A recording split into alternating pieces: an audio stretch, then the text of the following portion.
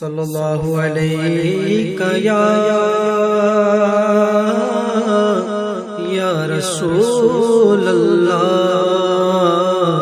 وسلم علیک یا حبیب اللہ صلی اللہ علیہ یا إنا أعطيناك الكوثر آمنت بالله صدق الله المولى العظيم وصدق رسوله النبي الكريم ونحن على ذلك من الشاهدين والشاكرين والحمد لله رب العالمين. آئیے ہم اور آپ مل کر کے عقیدت و محبت کے ساتھ کمال توجہ کے ساتھ حضور صلی اللہ تعالی علیہ وسلم کی طرف لو لگا کے اس یقین کے ساتھ کہ ہم یہاں درود پاک پڑھیں اور میرے آقا صلی اللہ علیہ وسلم وہاں سنتے ہیں، اس یقین کے ساتھ درود پاک پڑھ لیجئے. صلی اللہ علی النبی وآلہ صلاۃ و سلام علیک یا رسول اللہ، صلاۃ و سلام علیک یا حبیب اللہ صلی اللہ تعالی علیہ وسلم. آپ جانتے ہیں کہ یہ ماہ سفر المظفر شریف کا مہینہ ہے اور اسی مقدس مہینے میں بہت سارے اعراس ہیں، بالخصوص امام اہل سنت سیدی سرکار اعلیٰ حضرت رحمۃ اللہ تعالی علیہ کا بھی عرس مقدس ہے. انشاءاللہ تعالی آپ کی شخصیات پر بھی گفتگو کی جائیں گی. آج اسی موضوع کو پھر ہم آگے بڑھاتے ہیں کہ اچھا اس سے پہلے ایک بات عرض کروں میں کہ 3 تاریخ کو بچوں نے ایک پروگرام رکھا تھا پہلے محلے پہ، جو میں نے پچھلے جمعہ میں آپ کو اعلان کیا تھا کہ یہ بلڈنگ نمبر 12 ہے، روم نمبر 111 112 میں ایک پروگرام عاشقان اہل بیت کی طرف سے یہ رکھا گیا تھا. اللہ کی توفیق سے کافی نوجوان طبقہ ہمارا شریک ہوا. اللہ سے دعا کریں کہ اللہ تعالیٰ ان بچوں کے جذبوں کو سلامت رکھے اور ہم سبوں کو عاشقان اہل بیت میں شامل فرمائے. تو اس میں چونکہ شعر و شاعری ایک فن ہے نا، شعر و شاعری ایک فن ہوتا ہے نا، ہر کوئی نہیں کہہ پاتا ہے، اس کے بھی اوزان ہوتے ہیں. تو اس کے جو ماہرین تھے 2 اساتذہ کرام اس محفل میں تشریف لائے تھے، شعر و شاعری والے جو اساتذہ ہیں، اس فن کے جو ماہر ہیں. تو جب وہ آئے اور پھر بچوں کا میں نے ذوق دیکھا کہ نوجوان طبقہ ہمارا اللہ کی توفیق سے حضور صلی اللہ علیہ وسلم پر درود پاک ہو یا نعت رسول ہو. مجھے تو ابھی ایک بچہ بتا رہا تھا کہ حضرت 5 نمبر کی طرف 4-5 بچے بیٹھے ہوئے تھے اور وہ جو ہے وہ نعت رسول صلی اللہ علیہ وسلم بیٹھ کر کے شروع تھے. الحمدللہ مطلب ایسے جب باتیں سنتا ہوں تو بڑی خوشی ہوتی ہے. تو بچوں کے ذوق کو دیکھتے ہوئے ہم نے ایک سلسلہ شروع کیا الگ سے. ہم نے کہا کیوں نہیں کیا جائے کہ بھئی جب نعت رسول صلی اللہ علیہ وسلم کی محفل رکھ رہے ہو تو نعت رسول خود لکھنا بھی شروع کر دو انشاءاللہ تعالی، ہے نا. تو ہم نے اس دن ایک مصرع دیا تھا، ہم نے کہا اس مصرعے پہ سب لوگ جو ہے وہ نعت رسول صلی اللہ علیہ وسلم لکھو. اب وہ مصرع کیا تھا کہ غم کے ماروں کے آسرا تم ہو، یہ ایک مصرع ہے، ٹھیک ہے. اب اس لیے میں جمعہ میں دہرا رہا ہوں کہ بھئی کسی کو اور بھی ذوق ہو، اور مجھے لگتا ہے اس سے بہتر ذوق تو کوئی ہے بھی نہیں کہ کم سے کم اسی بہانے ان کی یادوں میں آپ جو ہے مہ رہیں گے کہ بھئی ہمیں کلام لکھنا ہے سرکار علیہ السلام کے نام پہ. تو گھنٹے 2 گھنٹے 4 گھنٹے پورا دھیان حضور صلی اللہ علیہ وسلم کی طرف رہے گا آپ کا. اچھا یہ مصرع ہے غم کے ماروں کا آسرا تم ہو. تو اب یہ مطلب کوئی بھی جتنے لوگ بھی جمعہ میں بیٹھے ہیں تو ہم نے یہ مصرع اس رات میں 3 تاریخ کو ہم نے یہ مصرع دیا ہے. اور پھر بزم حسان کی طرف سے ایک پروگرام ہے 21 ستمبر کو، اور یہ پہلے محلے پہ ہی ہوگا انشاءاللہ تعالی. تو 21 ستمبر کو جو لوگ بھی کلام لکھ پائیں گے لکھیے آپ اسی مصرعے پہ، غم کے ماروں کا آسرا تم ہو. اب اچھا اس میں کیا ہوتا ہے، ایک ہوتا ہے ردیف اور ایک قافیہ، ہے نا، سنتے ہوں گے ردیف قافیہ. تو جو ردیف ہوتا ہے وہ بدلتا نہیں ہے. جیسے غم کے ماروں کا آسرا تم ہو، تو تم ہو جو ہے نا یہ ردیف ہے، یاد رکھیے، موٹی موٹی بات سمجھ لیں آپ کہ غم کے ماروں کا آسرا تم ہو، تو تم ہو کیا ہے یہ ردیف، بولیں آپ تاکہ میں ہو سکتا ہے پڑھا دوں آپ کو، ٹھیک ہے، ردیف ہے، ردیف کبھی بدلتا نہیں، یہ دماغ میں رکھیں، آخری مصرے میں جو لفظ آئے گا، آخری لفظ کیا آئے گا، تم ہو، یہ ہوگا، لازمی ہوگا، ٹھیک ہے، اس کو کہتے ہیں ردیف، غم کے ماروں کا آسرا تم ہو، تو تم ہو یہ ردیف ہے، اور یہ آخری مصرے میں آتا ہی آتا ہے، ٹھیک ہے، یہ بدلتا نہیں ہے۔ اب اس میں جو قافیہ ہے نا، غم کے ماروں کا آسرا، تو آسرا یہ قافیہ ہے، قافیہ بدلتا رہتا ہے، قافیہ میں کبھی دوا، دعا، مرحبا، کیا، گیا، سزا، ادا، یہ سب کیا ہے، قافیہ، یہ بدلتا رہتا ہے۔ غم کے ماروں کا آسرا، تو آسرا یہ قافیہ ہے، تو یہ بدلتا رہتا ہے، اور تم ہو یہ ردیف ہے، یہ آخری مصرے میں لازمی ہے، آئے گا۔ میں اس لیے یہ سمجھا رہا ہوں، پڑھا رہا ہوں آپ کو کہ اگر آپ لوگوں میں بھی کسی کا ذوق بن جائے تو آپ لوگ بھی لکھنا شروع کریں۔ اچھا، اس میں یہ ہے کہ آپ اس بات پہ مایوس نہ ہوں، پھر اس کے وزن بھی ہوتے ہیں، اس کے اوزان ہوتے ہیں، جیسے یہ جو میں نے ابھی پڑھا ہے، اس مصرے کا وزن افاعیل ہے، اس کا تکرار آئے گا فاعل فاعل مفاعیل۔ اللہ کی توفیق سے، سرکار کے نالین کے صدقے میں اس فن میں بھی میں ماہر ہوں، اللہ کی توفیق سے۔ تو المختصر یہ ہے کہ آپ کو اتنا زیادہ جو ہے وہ ٹینشن لینے کی ضرورت نہیں ہے، آپ کو کلام لکھنا ہے، بس تم ہو آ جائے، ٹھیک ہے، تم ہو آ جائے۔ آسرا جیسے میں نے بتایا کہ یہ قافیہ ہے، تو اس کے آگے قافیہ بہت ہے، کیا، گیا، رہا، یہ سب نہا، یہ سب پورا قافیہ آئے گا۔ اس لیے میں یہ سمجھا رہا ہوں کہ کم سے کم ایک دو کلام تو ہونا چاہیے سب کا، اس یقین کے ساتھ لکھیں کہ یا رسول اللہ صلی اللہ علیہ وسلم جب آپ عمرے پہ بلائیں گے تو میں اپنا لکھا ہوا کلام آپ کی بارگاہ میں پڑھنا چاہتا ہوں، اس نیت کے ساتھ۔ اچھا، اب اس میں یہ ہوگا چونکہ آپ اس فن کے ماہر نہیں ہیں تو آپ ویسے لکھیں، آپ نارمل لکھیں، بس یہ ملتا جلتا رہے، ٹھیک ہے۔ تو سینٹینس دیکھیں اس کو، اسی سے ملتا جلتا لکھتے چلے جائیں۔ اب آپ لکھ کر کے میرے پاس جمع کریں یا لکھیں، آپ اپنے پاس رکھیں، تو میں کیا کروں گا کہ میں خود یا کسی اساتذہ کرام کو لگا دوں گا، تو وہ آپ کا پورا چیک کر لیں گے۔ چیک کرنے کے بعد آخری مصرے میں ایک شعر و سخن میں ایک لفظ بولا جاتا ہے مطلع، اور ایک ہوتا ہے مقطع، ٹھیک ہے۔ مطلع پہلا شعر، ٹھیک ہے، جیسے ان کی مہک نے دل کے غنچے کھلا دیے، اس کو کیا کہتے ہیں، مطلع۔ ملک سخن کی شاہی تم کو رضا مسلم، آخری شعر ہے، اس کو کیا کہتے ہیں، مقطع۔ تو مقطع میں آپ حضرات اپنا نام بھی ڈالیں، ٹھیک ہے۔ مقطع میں یہ کوئی اتنا بڑا مشکل کام نہیں، اور مجھے ایسا لگتا ہے اگر آپ تھوڑی بہت بھی کوشش کریں گے نا۔ ابھی آپ دیکھیں، اللہ کا شکر ہے، میں نے ازہری انگلش اسپیکنگ کورس شروع کیا، بہت سارے بچے آنے لگ گئے ماشاءاللہ۔ ہمارے نوجوانوں کا، بوڑھوں کا الگ سے مدرسہ شروع کیا ہے عشاء کے بعد، اس میں بھی آنے لگ گئے ہیں لوگ۔ یہ بھی بڑی بات نہیں ہے، اس لیے میں کہتا ہوں کہ امام شرف الدین بوصیری رحمۃ اللہ تعالیٰ علیہ، وجہ میں سمجھا رہا ہوں آپ کو۔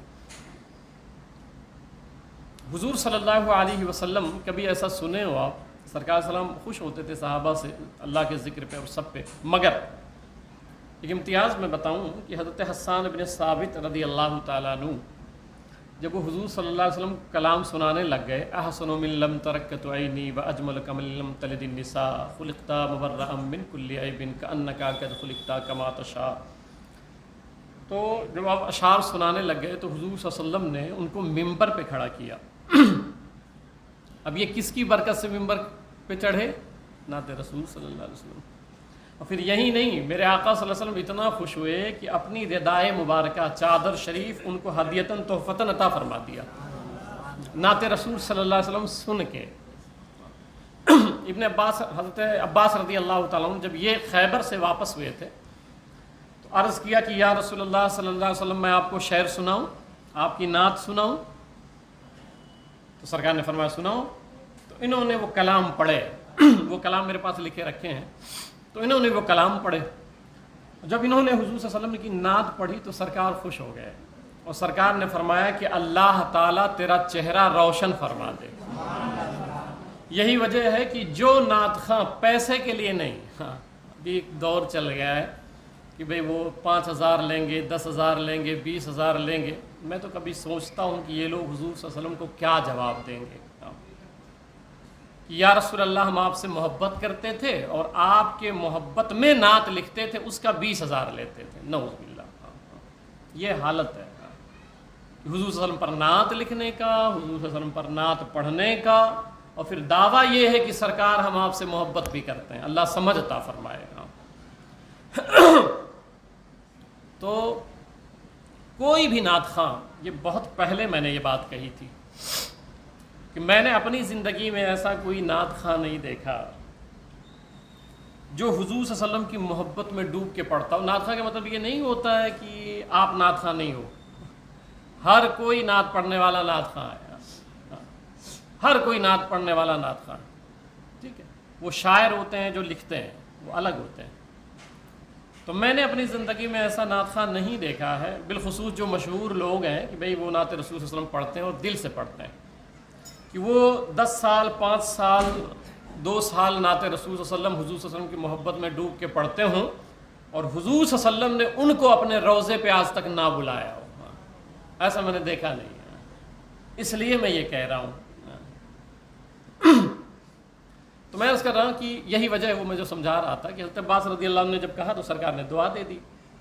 تو جو نعت خواں پیسے کے لیے نہیں سرکار کے لیے نعت پڑھے نا، تو یہ دعا سرکار کی قیامت تک کے لیے، تو ہر نعت خواں کا چہرہ بڑا خوبصورت نظر آئے گا آپ کو، اگر وہ سرکار کے لیے پڑھتا ہے تو، حضور صلی اللہ علیہ وسلم کی محبت میں ڈوب کے پڑھتا ہے۔ تو امام شرف الدین بوصیری رحمۃ اللہ علیہ، چونکہ بات چھڑ گئی تو عرض کروں میں کچھ باتیں ہیں، ورنہ موضوع میرا اور تھا۔ تو امام شرف الدین بوصیری رحمۃ اللہ تعالیٰ علیہ نے کچھ اشعار لکھ دیے جس کو قصیدہ بردہ آپ کہتے ہیں، جو پڑھتے ہیں نا قصیدہ بردہ شریف، یہ انہوں نے ہی لکھا ہے۔ تو انہوں نے جب قصیدہ لکھا، لکھنے کے بعد یہ نیت کیا کہ میں یہ قصیدہ حضور صلی اللہ علیہ وسلم کی بارگاہ میں عرض کروں گا، وہاں پڑھوں گا۔ یہ جو میں آپ کو رغبت دلا رہا ہوں نا کہ لکھیے، کیسے بھی لکھیے آپ، کیسے، بس تم ہو لاسٹ میں آنا چاہیے، ٹھیک ہے، لکھتے رہیے۔ اور پھر کیا ہوگا کہ وہ آپ ہی کا نام رہے گا اور آپ مجھے دیجئے گا تو میں جہاں کریکشن کے لائق رہے گا میں وہ صحیح کر کے پھر آپ کے حوالے کر دوں گا۔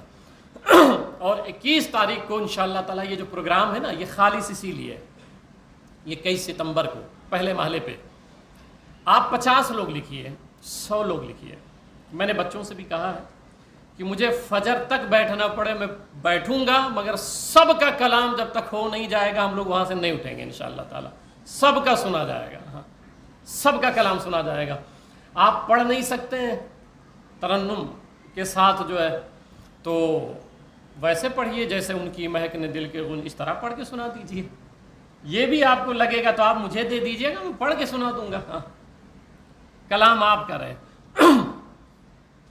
بیٹھ جائیے، آپ بیٹھ جائیے، ان کو بیٹھا دیجیے جہاں جگہ۔ پہلی بات تو یہ ہے کہ یہ شران جائز نہیں ہے، یہ بڑا مسئلہ ہمارے ہاں چلتا ہے ہر مسجد میں، پھلانگتے ہوئے وہ سب آگے ہی بھاگتے ہیں۔ جو جس کو جہاں جگہ مل جایا کرے بیٹھ جایا کریں، درود پاک پڑھ لیں صلی اللہ علیہ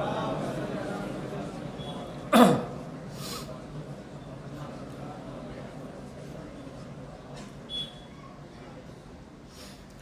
تو امام شرف الدین بوصیری رحمۃ اللہ تعالیٰ عنہ نے قصیدہ لکھا اور کہاں میں سرکار کی بارگاہ میں پڑھوں گا، تو ہوا یہ کہ ان کو فالج مار دیا اور وہ حضور صلی اللہ علیہ وسلم کی بارگاہ میں حاضر نہیں ہو پائے۔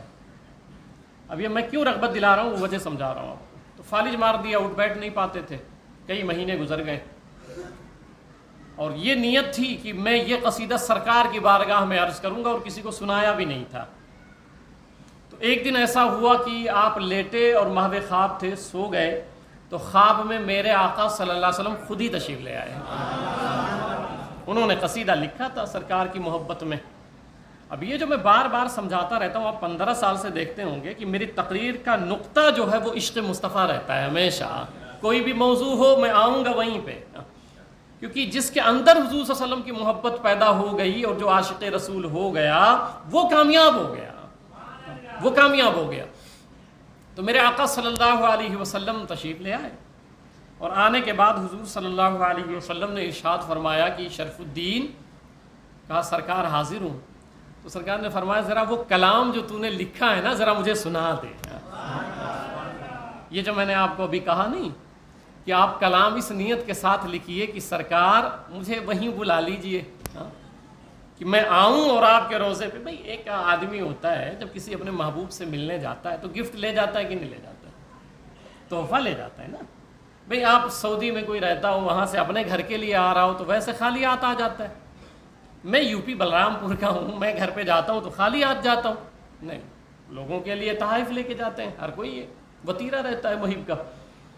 تو سوال یہ ہے کہ آپ کیا لے جائیں گے؟ تو کم سے کم ایک ایک کلام لکھ لیجئے، درود پاک کثرت سے پڑھ لیجئے، کم سے کم 1 کروڑ 2 کروڑ 4 کروڑ 5 کروڑ درود پاک ہو جائے. اتنا پڑھ لیجئے کہ جب وہاں جائیں تو کچھ تو تحفہ پیش کرنے کے لیے رہے کہ آقا میں نے یہ کیا ہے، یہ کر کے آیا ہوں میں. تو سرکار علیہ السلام نے فرمایا کہ کلام سناؤ. تو پھر انہوں نے، اب سوچئے کہ مطلب یہ ہوتا ہے کہ اگر تڑپ مضبوط ہو اور شدت اختیار کر جائے تڑپ. میں بار بار یہ جملے پچھلے جمعہ کو بھی میں نے سنایا تھا، وہ حدیث بھی میں نے سنائی تھی نا، پھر اس پہ بات دوسری طرف چلی گئی تھی کہ سرکار نے کیا فرمایا، من رانی فی المنام فقط رانی الحق، کہ جس نے مجھے خواب میں دیکھا اس نے حق دیکھا ہے. بھئی کبھی یہ ہو سکتا ہے نا کہ آپ کے جو ہے وہ دوست تھے تو ان کی شکل میں جو ہے وہ شیطان آ گیا، آپ کے جو ہے فلاں پیر صاحب تھے تو ان کی شکل میں شیطان آ گیا ہے. یہ مسئلہ اصل میں ختم نہیں ہوتا ہے، آنے جانے والا سب.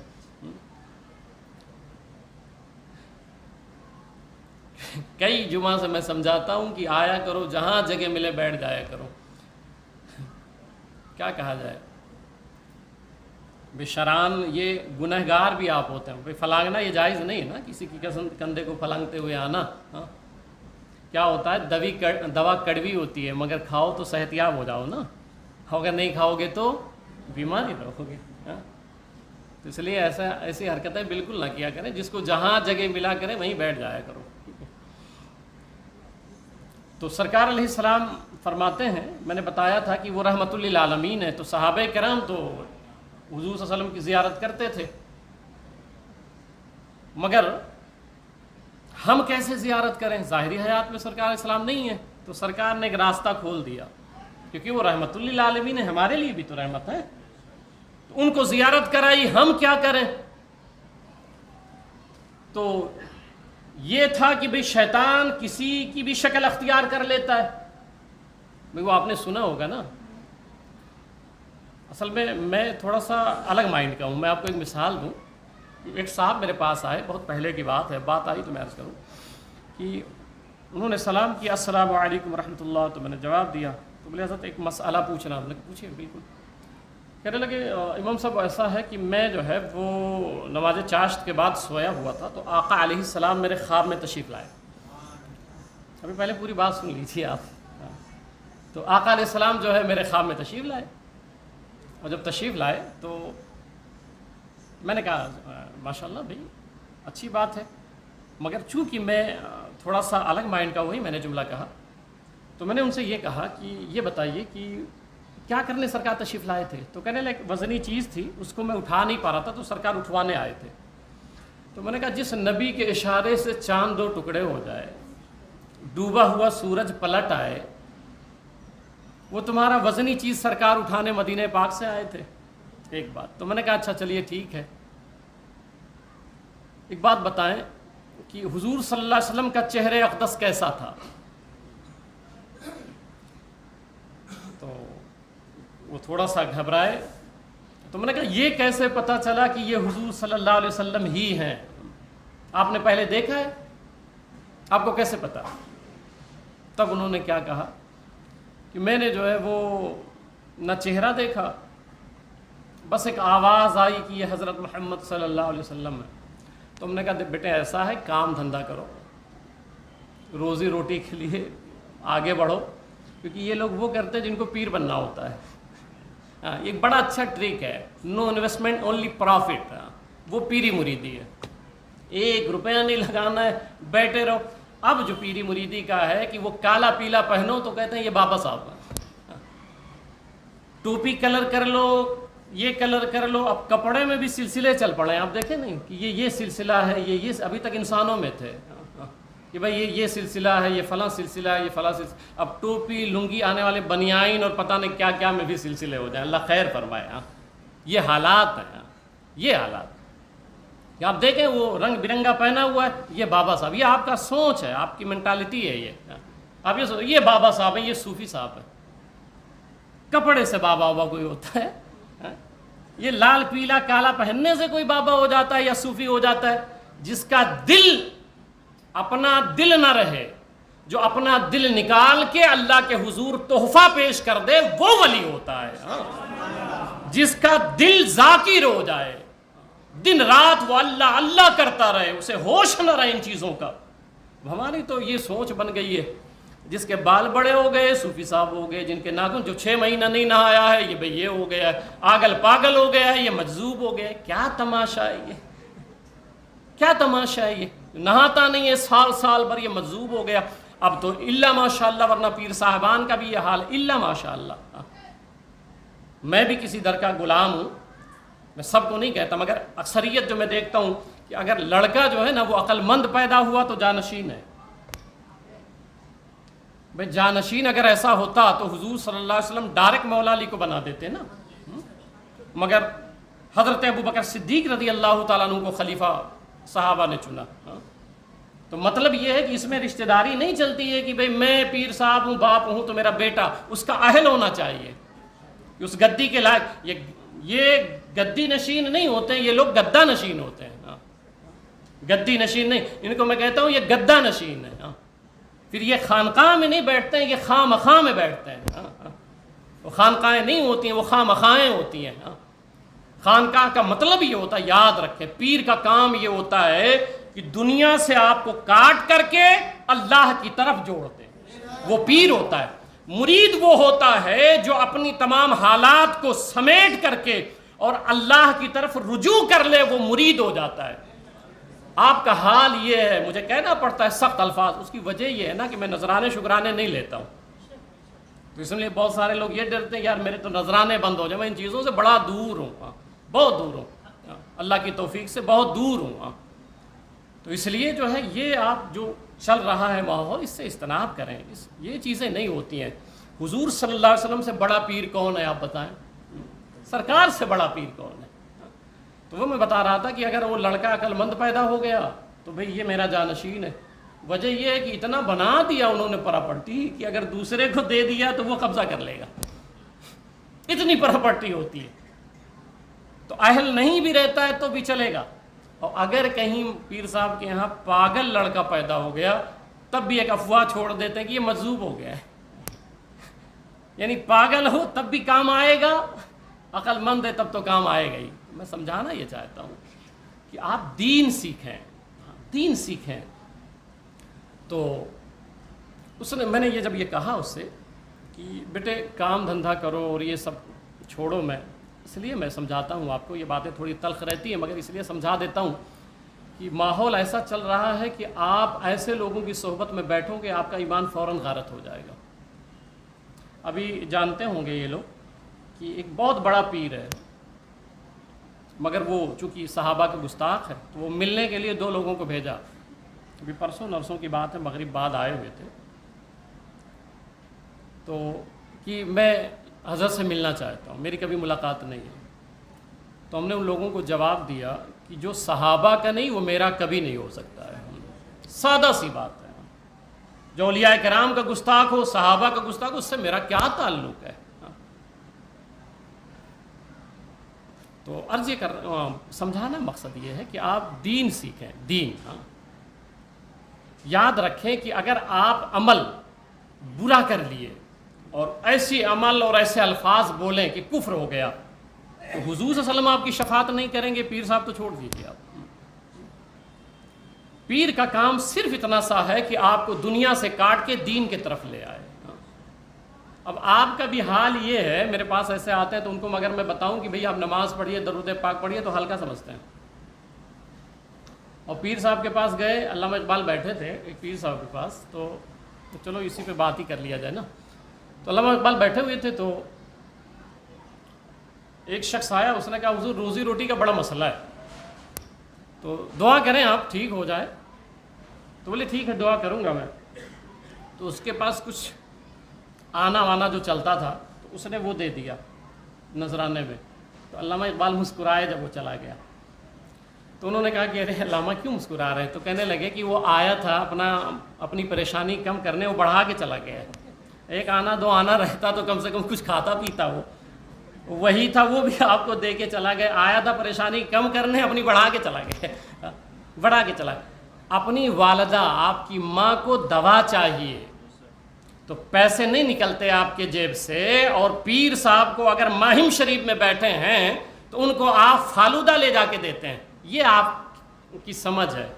آپ کا باپ بیمار پڑا ہے، اس کو دینے کے لیے پیسے نہیں، اس سے تعلقات خراب ہیں، پیر صاحب کا پیر چومتے ہو۔ لعنت ہے ایسی سوچ پہ، توف ہے ایسی سوچ پہ کہ پیر صاحب کے سامنے ہاتھ باندھے کھڑے رہو اور ماں باپ کو ستاتے رہو، پیر کی قدم بوسی کرو اور ماں باپ کو تکلیف دو۔ یہ کس نے سکھایا تم کو؟ یہ کون سا دین ہے؟ کون سا طریقہ ہے؟ ماں باپ سے بڑا پیر کون ہے؟ یاد رکھیں آپ کعبہ میں مر جائیں، اور اگر ماں باپ ناراض ہیں تو جنت کی آپ خوشبو بھی نہیں پا سکتے ہیں۔ وہ پیر آپ کو کیا بچائے گا جو ماں باپ بد دعا کر دیں اور وہ ناراض ہو جائے؟ وہ پیر کیا آپ کو بچائے گا؟ یہ کون سی تکنیک، کون سا ذہن آپ نے نکالا ہے؟ اچھا پیر صاحب کا بھی یہی حال ہے، آپ مرید ہوتے ہیں، اللہ ماشاء اللہ میں سب کی بات نہیں کر رہا ہوں، آپ مرید ہوتے ہیں کہ میں مالدار ہو جاؤں، پیر صاحب مرید کر رہے ہیں کہ میں مالدار ہو جاؤں، دونوں طرف سے لڑائی چل رہی ہے۔ پیر صاحب سوچتے ہیں بھئی میری مرید زیادہ ہو گئے تو نذرانے شکرانے زیادہ ملیں گے تو میں مالدار ہو جاؤں گا، ٹھیک ہے، اور مرید یہ سوچتا ہے یار میں مرید ہو گیا تو کم سے کم حضرت جو ہے ان کی نسبت ایسی ہے کہ کروڑ دو کروڑ تو مل ہی جائے گا۔ تو پھر نتیجہ کیا ہوتا ہے؟ پہلے نماز پڑھتے تھے وہ بھی چھوڑ بیٹھے۔ اس لیے محفوظ رہیں، محفوظ رہیں۔